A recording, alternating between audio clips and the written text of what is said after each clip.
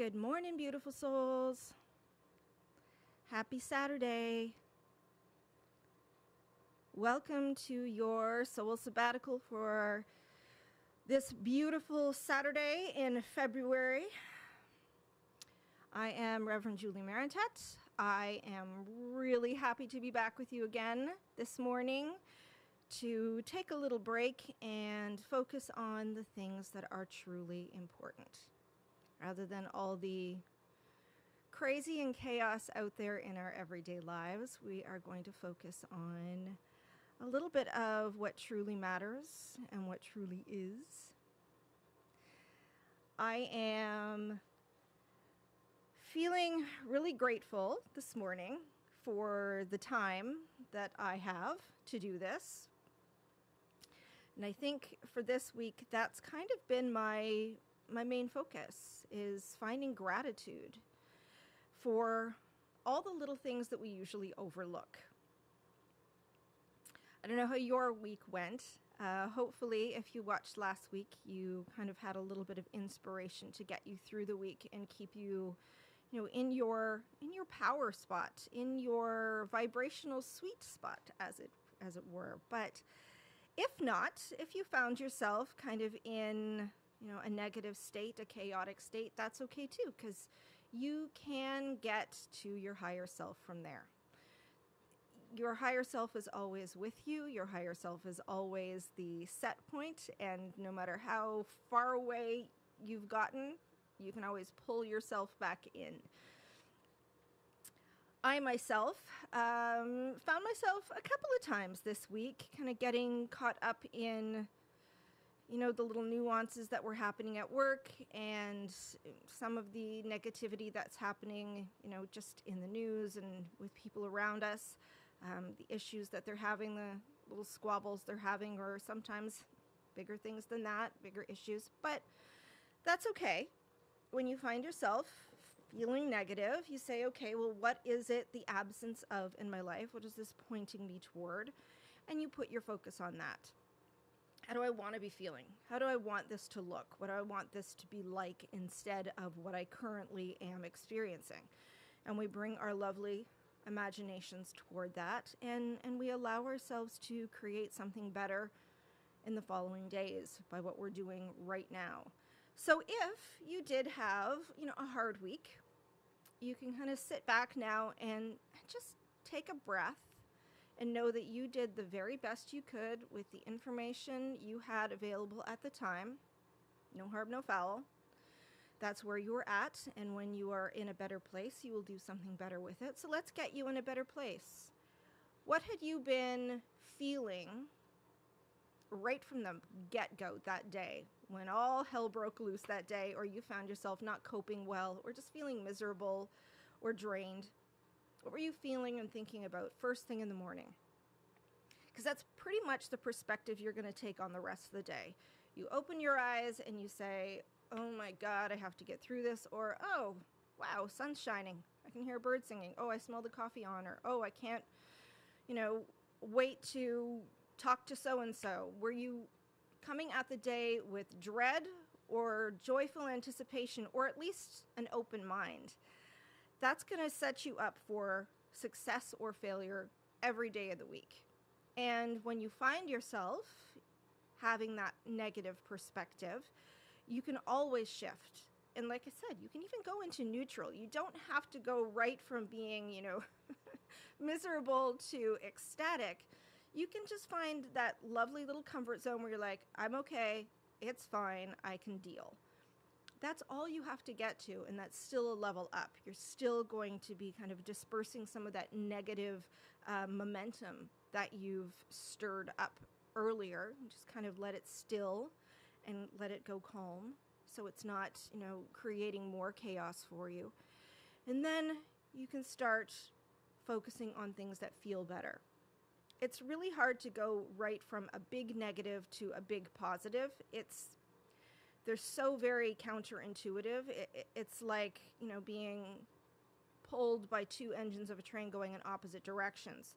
Unless one of them is going to shut their engine down, or at least, throttle it back, you're just going to have that push and pull and you're not going to make any progress.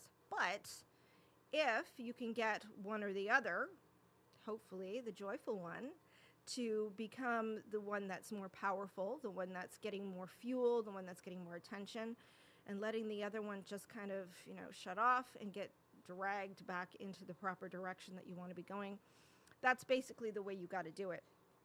Now, this is not an easy thing to do, but when you set yourself up for success first thing in the morning, and you remind yourself as soon as you open your eyes that you are a divine creator being, and that you are powerful, and that your entire existence is being mirrored back to you based on the feelings and thoughts and emotions that you have put out there into the world, the memories you choose to bring up and what you do with those memories.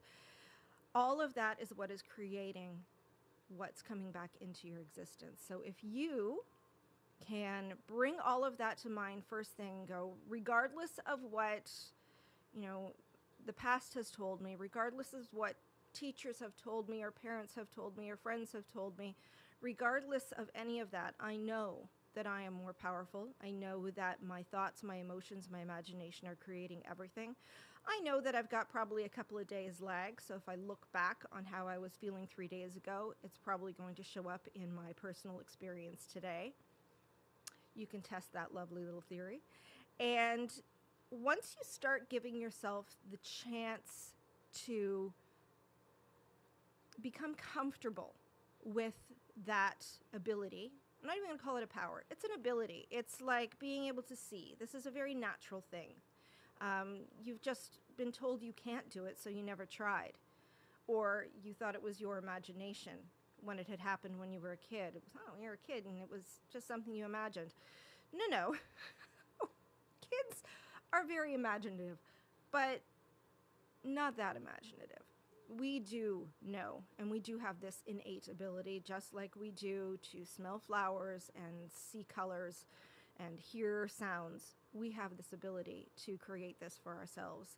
And once you're willing to give it a try and tap into it, you begin to build the muscle of it, build the power of it, build the ability, build the talent for it. It really is a talent. It's kind of something, it's a practice make perfect, like playing the piano. You're going to, start off and you're not going to be very good at it, but you know it's possible because you've seen other people do it. And you just keep at it until, one day you are playing gorgeous songs. And that's how you can master this ability too. So it's all about setting the mind first thing.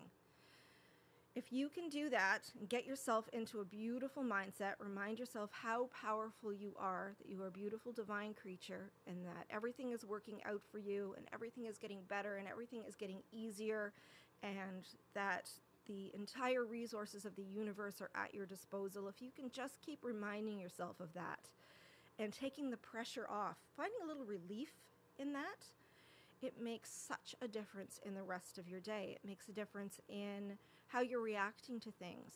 It makes a difference in what things you're even picking up from the universe, what you're noticing, what you're allowing yourself to interact with during the day.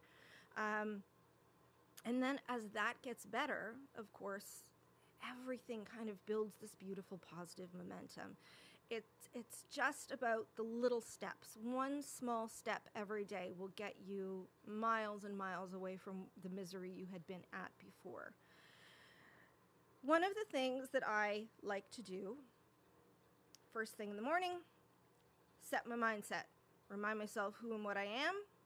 Remind myself how I create in this world, and also remind myself what I want to create. Where do you want your focus to be? How do I want to feel today?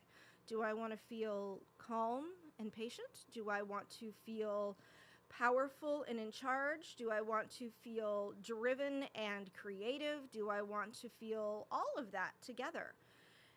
It's all about finding and pointing yourself in the direction that you desire. When we do that, we are forcing our minds, our brains, the neurology of the brain to utilize certain neural pathways, certain memory programs that are in there as well, that will correlate to that desire. So you are, flipping on the switches in your brain for this is what I want you to notice. This is what I want you to create. This is what I want you to feel. This is what I want you to remember. And as we do that, all of that other stuff that we didn't want is going to kind of be in the background. Yes, you can still access it if you want to, but it's not going to be at the forefront. It's not going to be something quite so noticeable. So when you are setting yourself up for success like this, that first thing in the morning reminder is really important, but also setting yourself up for success during the day, taking a few minutes, even if it's 15 minutes a day, saying, okay, every day at this time, if it's possible, you will say, okay, I'm going to set 15 minutes aside to really focus on where I'm at, how I'm feeling, and what I want. And to just creating a beautiful, vivid image in your mind of how you want things to go, whether that's in your life, whether that's in your health, in your relationships, in your job, in the world around you, in the environment, whatever it is that you have a desire for, create it. Bring yourself into an awareness of how it will look and how it will feel, how it will change the world for the positive, what it will alleviate. But put your mind on the benefits, not on what you're trying to leave behind. Do not focus on that at all, because again, just like I said last week, that's like telling the waiter everything on the menu you don't want. They only hear the things you're listing. That's what they're going to bring out. So instead, we only focus on what we do want. I would like the mashed potatoes and gravy because it is beautiful. I love the lovely consistency and the flavor is just right. There's just enough garlic and they're just so soft and fluffy. And they're always the right temperature, nice and warm. That's what we focus on. Pardon me.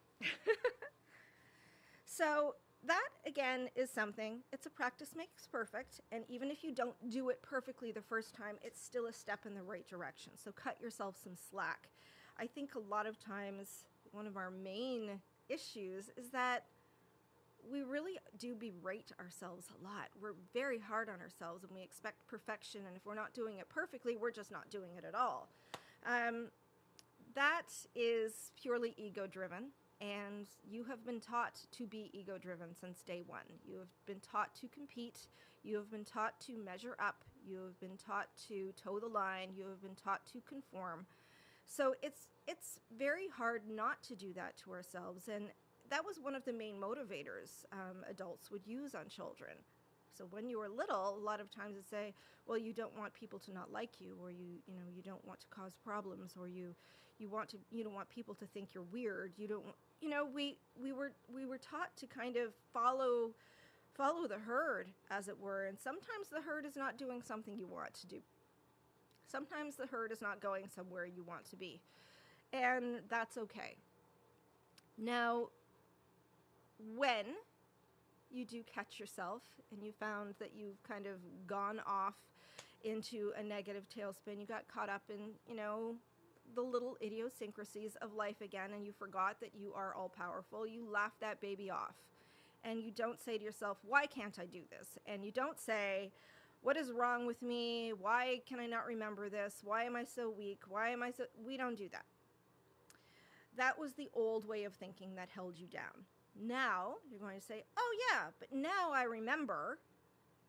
See, there's a positive. Oh, I remembered. I caught myself. That's a signal that I'm powerful. That's a signal that I am capable.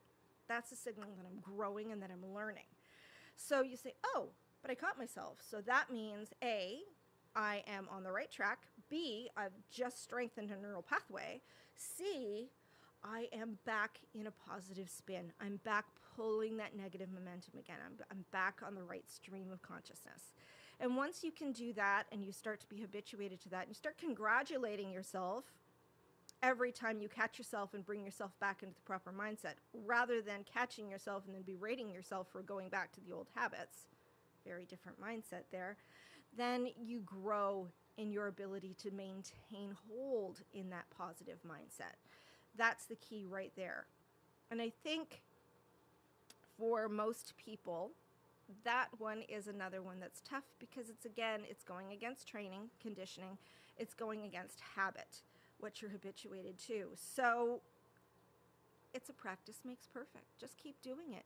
And it doesn't matter whether you forgot and got really negative for a whole week at a time, and then you remembered and went, oh, shoot, I was being better than this. I was remembering that I'm powerful. I was remembering what I was doing. Breathe. Say, but I did eventually remember, and that is great. Before years would have gone by in a negative mindset, and I wouldn't have caught myself. It was a week, and I know better, and I'm doing better, and I'm not there anymore, and that's so gratifying. And then you can use it to your advantage, too, and go, okay, well, why did I get caught up in that mindset?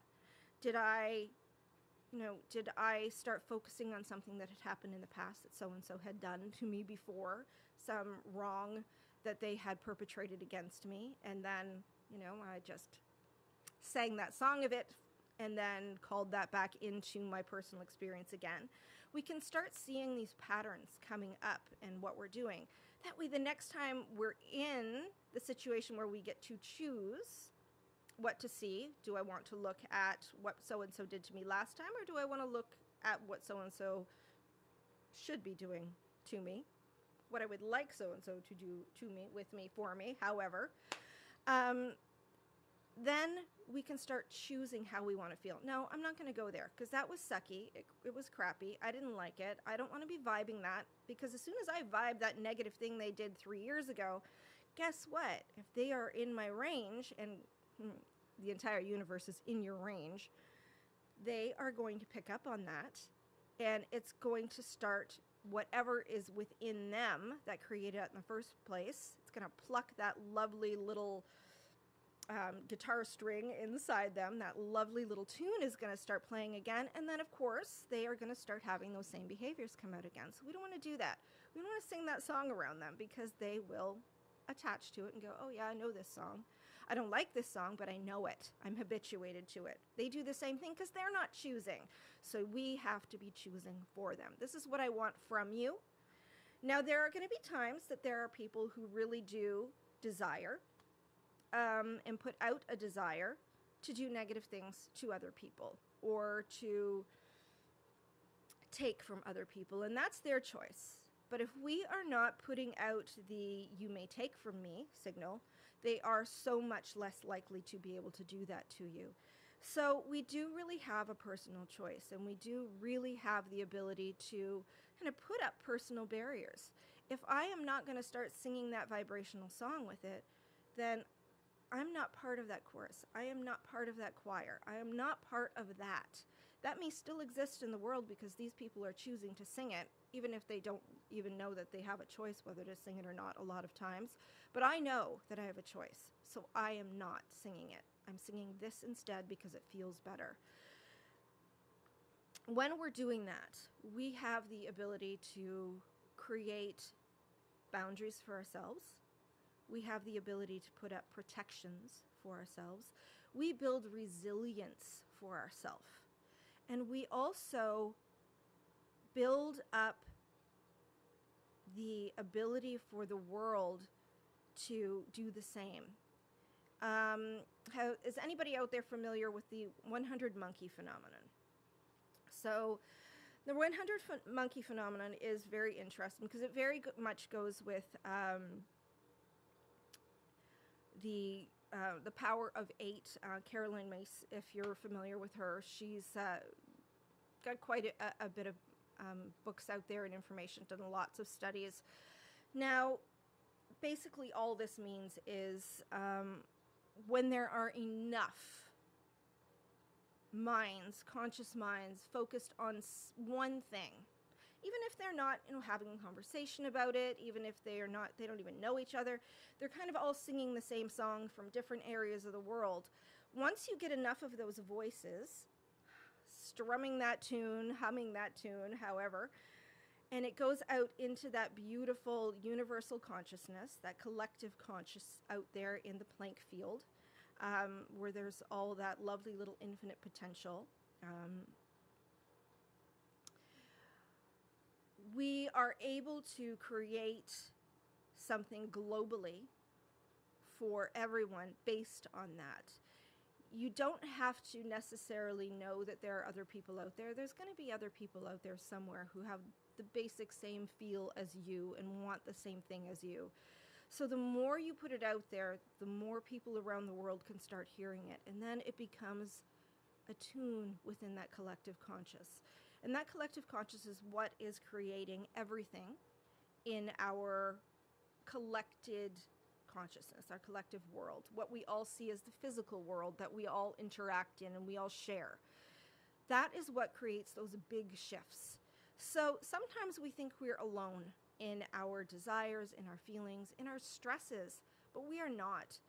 When we have a worry, when we have an anger, when we have a desire, when we have a love, it's being picked up by that collective conscious that exists within that Planck field of infinite potential, the infinite potential which quantum physicists would call basically in its superposition. Before it is turned into energy or into matter, it is in this superposition, just kind of waiting to become something. So once we put it out there, no matter what it is, negative or positive, it doesn't care. It just wants us to give it something to feed back from. It's just looking to echo. So everything is a mirror. Everything in your world is a mirror. Everything in your existence is a mirror.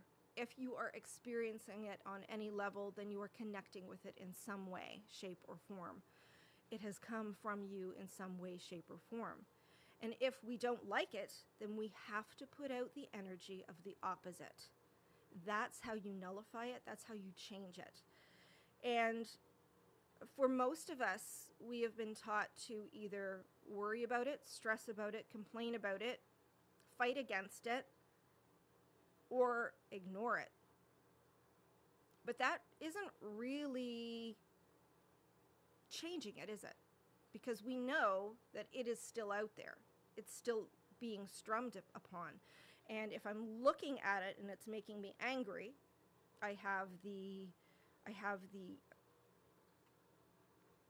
item that I'm thinking about. I have the actual physical thing or subject, if you will, and then I'm putting an emotion to it. I'm kind of like wrapping a little tag around it saying, this is what I'm ordering from the universe. I want this with this negative emotion attached to it. And we're going to receive more of that. The entire world is going to receive more of that. And if we don't want to keep feeding things, we have to stop having, a fight against poverty, or, we have to stop having a war against hunger. We have to start having drives for full bellies, or, rallies for peace. We have to change the way we are looking at it and the energy that we're putting into it. Our emotions are so very important and so very powerful. They create everything in our lives. This week, I'm going to challenge you to take a look at the energy that you are putting out. Even if you're not doing it consciously, take a look once a day. Where am I at? What am I feeling? What am I thinking about? And then I want you to stop and say, what was I thinking about just a few days ago? What were the last few days about? For me, like I said, my lag's about 3 days. It might be a little bit more or less for you. Take a look at what you were feeling and the things you were thinking about. I guarantee to you, you're getting an echo back from that. This is proving to me that, I was right about so-and-so being nasty because today he showed up and said something nasty. Guess what? Yeah, you were right because you're always right. Even if you think that something good is going to happen, guess what? It will too. But we're not trained to think that way. We're not trained to feel that way. We're not trained to prepare ourselves that way. But we need to start switching it around. We need to, for our own sanity, for our safety, for our health, and for our world at large. And once you start taking charge of this and you start to see how much control you actually have and how much input you really do have on what you are experiencing from your world, you will start to be able to tweak it. A lot of it is going to happen habitually. Yes, especially in the beginning, and you're going to cut yourself slack for that. And when you notice it, you'll switch it. But it's fun to try. And start with the little things if that helps. Start with something small. Start with seeing red flowers or a certain kind of baked good that you like. Make it something small that you don't have a lot of resistance to, and you'll start to see those things showing up more. But once we start to realize, oh yeah, I was thinking something negative about that, or I was feeling really cranky because I saw that movie, or I, was feeling sad or worried because I was talking to so-and-so about their problems. And then lo and behold, that came back. In a couple of days, I had something to feel low and worried about. It's kind of empowering, honestly, once we start to see the pattern, because we're like, oh, but if there's a pattern, I can change it. I can put something else in place and have that repeated back to me. That's where you start really harnessing your abilities. And once you do that, everything gets to change. Even if it's just, something small in the beginning, like, how people greet you at work first thing in the morning, or how quickly the day turns into chaos for you. Oh, it didn't turn crazy until 4 o'clock rather than, 11 a.m. Perfect. But any step towards peace, towards feeling more confident, towards feeling like everything is going to be okay and I have the resources I want, even the tiniest step in that direction makes huge, huge shifts in your world. And not just in your world, but even in your physiology, in your health, in your ability to have a good night's sleep, in the way you interact with others, in the way you, choose foods, in the way you put out energy into the world for the next day's experience. Every time you make a little step in the right direction, the world brings you a little bit better experience. And if you can take tiny little steps day to day, by this time next year, you're going to be in a whole new beautiful place. So it doesn't have to be an all or nothing thing. It doesn't have to be giant leaps and bounds or even steady leaps and bounds. It just has to be tiny little steps here and there where you can find them, where you can make them, when you can remember to make them. So that is the challenge this week. Start to take a look and see what patterns you are creating for yourself. Are you finding things showing up today that you were thinking out a few days ago? Are you finding things showing up from energy you were having a few days ago? I was grouchy, hormones were shifting. I didn't get enough sleep. I had too much caffeine. I was feeling like this. It wasn't great, but I was feeling like that. And now it's showing up today in the way I'm experiencing things from my world. Now I can react to them the same way and create the same momentum again and again and just keep that pattern ongoing. Or I can look at them, laugh, go, I created that by accident. Oopsie, I want something better. This is what I want. And then have a turnaround. And then a few days later, you'll look back and go, ooh, I see the change I made. It was like this, I had that thought, and now I'm getting this instead. Fabulousness. That's what I want for all of you. That's what I want you to see. I want you to start to see your power, your ability, your innate creator coming out and utilizing its muscle and its force and its beauty. This is like gravity. This is just a law of the universe that you have not been trained to use. Thank goodness it was still always there, and you can see evidence of it in your life. Thank goodness. It's not like, we go, oh my God, I didn't know there was gravity, so I'm flying around into the world until I realize it, and then I get to stick. Thank goodness it is a law of the universe, because now, whenever you choose to tap into it, it will work for you. So, this week, choose something. Choose it for yourself every day. Put your mindset where you want it to be. Start looking for those patterns and just see if you can tweak them. That's going to make a huge difference for you. As always, I am here. I am doing appointments, one-on-one appointments by video. So if anybody is interested, you can always get an appointment on my website, juliannemarintet.com.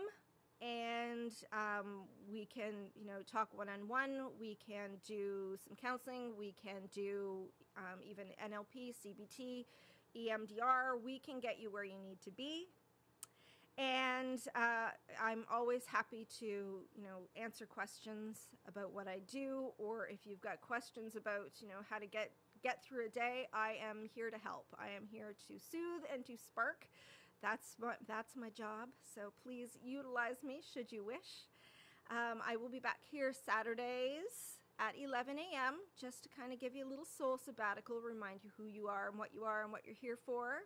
You are a divine creator being who has come down to earth to experience, to enjoy, to explore, to express. And if you're not doing all of that, then ditch the other stuff. It's not worth it. It's not important. Just have fun. That's the main thing. So I will see you next week on Saturday at 11 a.m. and we will touch back in and we'll see if we can build a little bit more on the momentum and on what you have discovered about yourself this week. Thanks for joining me, everybody. It was fun.